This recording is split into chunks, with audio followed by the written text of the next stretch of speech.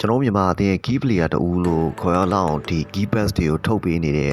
ကွင်းလေကမမောင်လင်တယောက်ကတော့ဒီနေ့ပွဲမှာတိုက်ရိုက်အနေကထိပြီးတော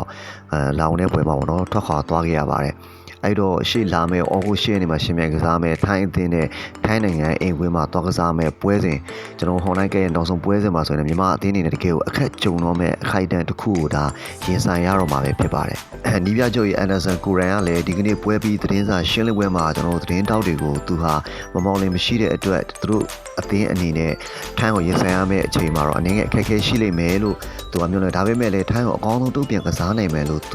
အနေနဲ့ယုံကြည်ရလို့လည်းဘယ်ဟာပြောဆိုသွားခဲ့တာကိုလည်းတွေ့ရပါတယ်။ဒါအပြင်ဒီနေ့လာအောင်တဲ့ပွဲမှာ hat-trick သွင်းယူသွားခဲ့တဲ့ဝင်းနိုင်ထွန်းကလည်းသူ့ရဲ့ဒါစီနီယာအကူဖြစ်တဲ့မမောင်လွင်မပါဝင်တော့မှကြောင့်ထိုင်းတဲ့ပွဲမှာမပါဝင်တော့မှကြောင့်သူတို့အသင်းနဲ့အခက်အခဲအနေငယ်ရှိနိုင်တယ်။ဒါပေမဲ့လည်းသူတို့ယုံကြည်ချက်အပြည့်ရှိတယ်။ထိုင်းကိုတည်တည်ချာချာလေးရှင်ဖိုက်နိုင်မယ်လို့သူယုံကြည်တယ်ဆိုတဲ့အကြောင်းတွေကိုလည်းပြန်ပြောပြသွားတာလည်းရှိတယ်အဲ့တော့ကျွန်တော်တို့ဒီဩဂုတ်10ရက်နေ့ကျွန်တော်ည9နာရီခွဲအချိန်မှာထိုင်းနိုင်ငံမှာဟွန်နိုင်ကရဲ့အုပ်စုနောက်ဆုံးပွဲစဉ်တွေကိုမြန်မာအသင်းနဲ့ထိုင်းအသင်းတို့ကရှင်ပြန်ကစားရတော့မှာဖြစ်တယ်တစ်ဖက်မှာလည်းမလေးရှားနဲ့ဖိလစ်ပိုင်တို့ကထိပ်တိုက်တွေ့နေမှာဖြစ်တယ်အဲ့တော့အသင်းတိုင်းဟာအခွင့်အရေးကိုစီရှိနေသေးတယ်မြန်မာအသင်းကလည်းထိုင်းကိုအနိုင်ကန်ပြီးတော့ဆီမီဖိုင်နယ်ကိုနောက်တစ်ဆင့်တက်သွားနိုင်တဲ့အခွင့်အရေးတွေလည်းရှိနေသေးတယ်ဒါပေမဲ့တခုအာရုံသွားခဲ့တာကတော့ဒီနေ့ပွဲမှာမမောင်လည်းအနီကန်နဲ့ထွက်သွားတာမြန်မာအသင်းပေါ် impact ကြီးကြီးမားမားတိုက်ရိုက်အချိုးတက်ရောက်သွားတယ်။ဘာကြောင့်လဲဆိုတော့မမောင်လွင်မျက်ကောင်းခန့်ပြီးလို့ရှိရင်လွင်မိုးအောင်တန်းပိုင်ဝင်းနိုင်တော့ဒီအတွေ့အဆက်ကြီးကလုံးဝမိနေတဲ့အချိန်မှာတွင်းကိုတွေရော pass တွေရော key pass တွေရောထွက်နေတဲ့အချိန်မှာအခုလိုမျိုးအသင်းရဲ့ rhythm man နေတဲ့အချိန်မှာမမောင်လင်တယောက်ကကွင်းလင်မှာရော့သွားတဲ့အတွက်မြန်မာအသင်းဟာထိုင်းအသင်းကိုရှင်ကစားဖို့တော်တော်လေးတော့ခက်ခဲသွားမယ်။ဒါပေမဲ့လည်းသူတို့တွေအကောင်းဆုံးကစားနိုင်မယ်လို့လည်းအသင်းသားတွေအားလုံးယုံကြည်နေတယ်ကျွန်တော်တို့လည်းနီးပြကြီးအန်ဒါဆန်ကိုယုံကြည်တယ်သူဘယ်လိုပုံစံမျိုးတွေလဲပြန်ပြီးတော့ပွဲထွက်လာမလဲဆိုတော့ထိုင်းနေပွဲမှာမြင်တွေ့ခွင့်ရမယ်ကျွန်တော်တို့အနေဆုံးတော့တရေတမက်ရခဲ့မယ်ဆိုလို့ရှိရင်လည်းဟိုဘက်အုပ်စုမလေးရှားနဲ့ဖိလစ်ပိုင်အုပ်စုမှာဘာတွေဆက်ဖြစ်မလဲဆိုတော့ကြည့်ပြီးတော့ရင်ခုန်ခွင့်တော့ရအောင်ပဲဒါပေမဲ့အခွင့်အရေးတော့အနည်းငယ်မိမ့်သွားပြီးထိုင်းကိုအနိုင်ကန်ပြီးတော့ကျွန်တော်တို့ဆီမီဖိုင်နယ်ကိုတက်မှာတော့ရမယ်တကယ်လို့သာကျွန်တော်တို့ထိုင်းကိုနိုင်ခဲ့မယ်ဆိုလို့ရှိရင်နှစ်ပေါင်း40ကျော်အတွင်းမှာကျွန်တော်ပထမဦးဆုံးပြန်နိုင်တဲ့ပွဲလေး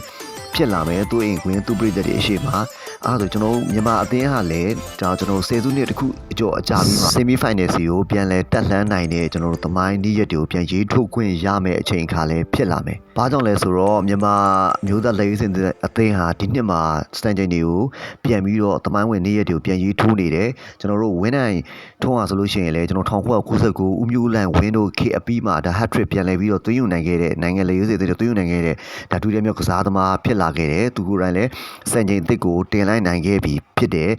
ပြီးတော့ကျွန်တော်တို့လာအိုအသင်းကို9ဂိုး2ဂိုးအထိသွင်းနိုင်ခဲ့တယ်ဆိုတာလေကျွန်တော်တို့ဖိလစ်ပိုင်အသင်းကို6ဂိုး2ဂိုးနောက်ဆုံးသွင်းပြီးတဲ့ကျွန်တော်တို့နှစ်ပေါင်းများစွာအကြာ10စုနှစ်3ခုစာအကြာမှာပြန်လည်ပြီးတော့ရရှိခဲ့တဲ့ဂိုးပြတ်နိုင်ပွဲတစ်ခုဆိုလို့ရှိရင်လည်းမမှားဘူးအဲဒါကြောင့်မြန်မာအသင်းဟာဒီနှစ်မှာအရှင်ထိုင်း